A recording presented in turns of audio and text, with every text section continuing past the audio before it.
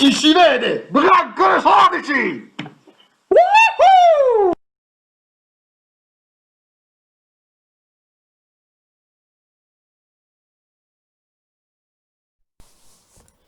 Salve accademici! Finalmente siamo ritornati a parlare di Romobot Centurion, ovvero, ve lo ricordate così? Adesso è diventato ancora più figo. Come sempre, prima di tutto devo parlarvi della cosa del...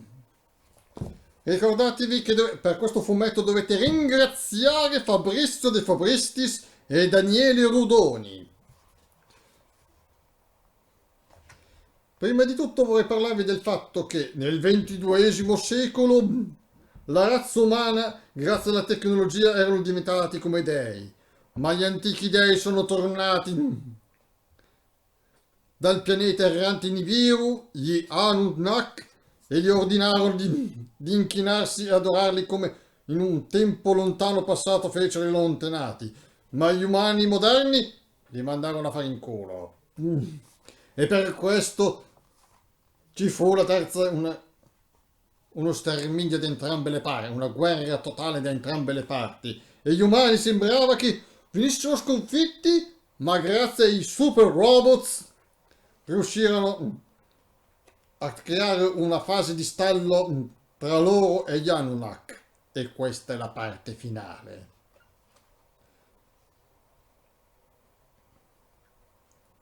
Ovviamente inizia con lo scienziato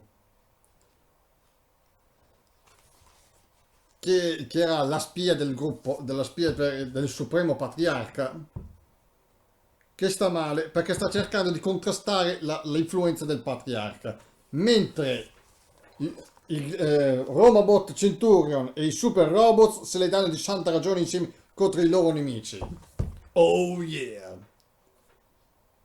E qui vengono chiamati i guardiani italiani. Fabrizio, hai per caso sbagliato? Vabbè. Praticamente durante la battaglia Remo riconosce Asa dal suo robot, mentre il patriarca sta tentando di controllare la mente del dottore che è stato salvato da Remo nel primo episodio. Ma per contrastare questo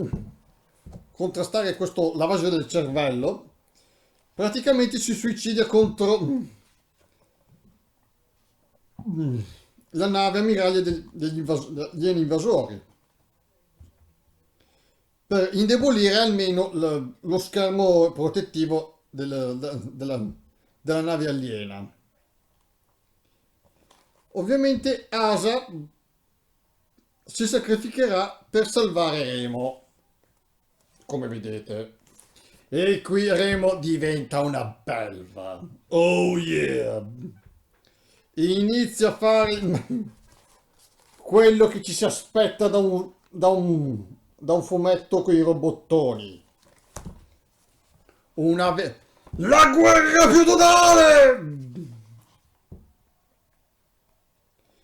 Ovviamente Remo gli fa la finisher di Kano, se qualcuno ha mai giocato a Mortal Kombat. Ma ovviamente il Supremo Patriarca usa un raggio fotonico, o se meglio chiamarlo raggio divino, che distrugge il Romobot Centurion e uccide Remo Mariani.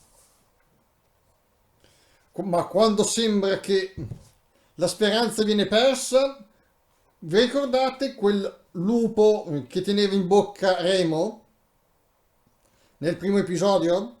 Ecco, praticamente si risveglia e allo stesso tempo qui abbiamo un simpatico omaggio del boss robot, qui chiamato Boss Praetorian. E come sempre, come di tradizione, farà la sua solita figuraccia. E da quel che ho visto, dal mecha design del lupo, è ispirato ai robot di Voltron, come noi che l'avevamo negli anni 80 in Golion, se qualcuno se lo ricorda. Praticamente si trasforma in un razzomissile e salva Remo Mariani e lo trasforma, così lo vedete in bianco e nero. Adesso ve lo rifaccio vedere a colori. Ditemi se scusate se è poco, eh. E qui iniziano Remo a dar calci nel sedere. Quello è il Romobot Centurion Evolution Beast. I Beast Wars dei Transformers, quando erano quel cosiddetto prequel in 3D? E che cavoli.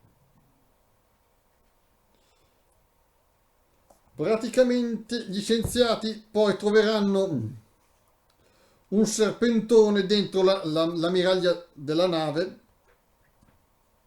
che gli spiega le origini degli alieni. Ce n'era uno buono e uno cattivo. Quello buono preferiva la convivenza con gli umani, mentre quello cattivo, quello che sta combattendo Remo, è quello che voleva dominarli. Un classico. Non sto qui a fare degli spoiler, no. Volete sapere com'è andata, sapere meglio? Andatevi a comprare il fumetto. Chiaro? Ovviamente qui c'è la parte, questa, che è questa qui.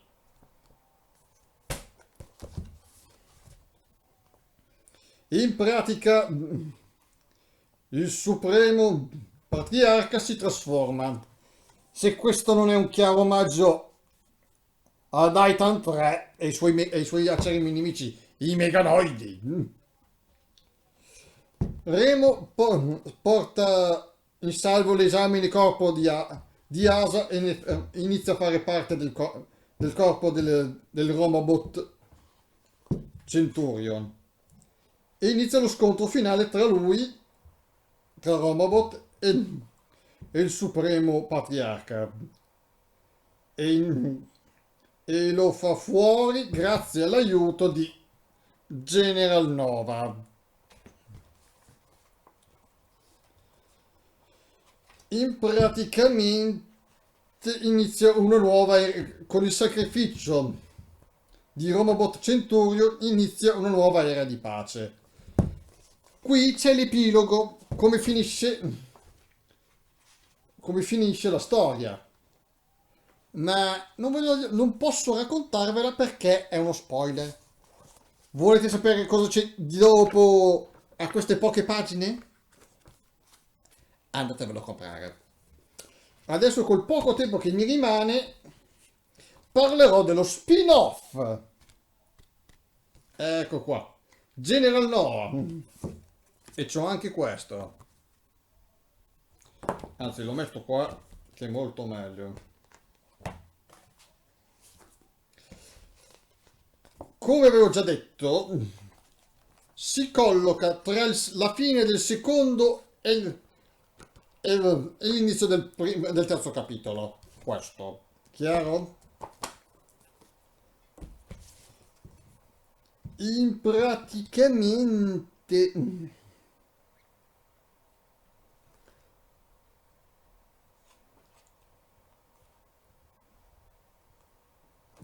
troveremo Dan, il pilota del General Nova, praticamente in stato comatoso.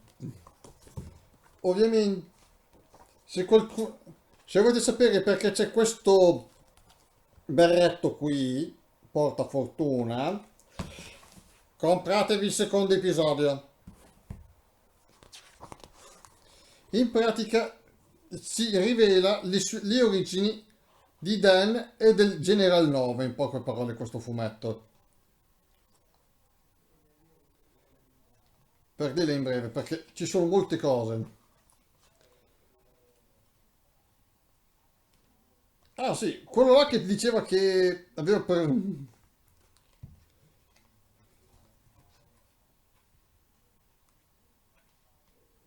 Ci sono molte cose da dire, ma non voglio fare spoiler. Poi quello diceva che per fortuna che ho preso delle bibite, si chiama Zanius. Daltanius. Perché mi suona così strano? Così familiare, sinistramente familiare? Vabbè, l'importante è che la storia, purché sia breve, è scritta e disegnata in maniera molto che omaggia i personaggi degli anni '80. Scusate se questo non è lo stile di Ken il Guerriero.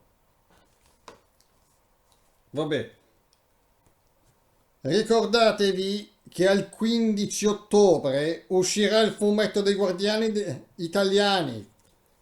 Andatevelo a prenotare alle M3 edizioni. Ah già, dimenticavo. Questo video è a novembre. È la prima settimana di novembre. Però potete sempre prenotarlo. Va bene? Su M3 edizioni, perché questo video è stato... Lo sto facendo a ripresa. 1, 2, 3. Perché poi faccio anche quello di... lo speciale per Halloween. Vabbè. Ci si vede, branco dei sadici.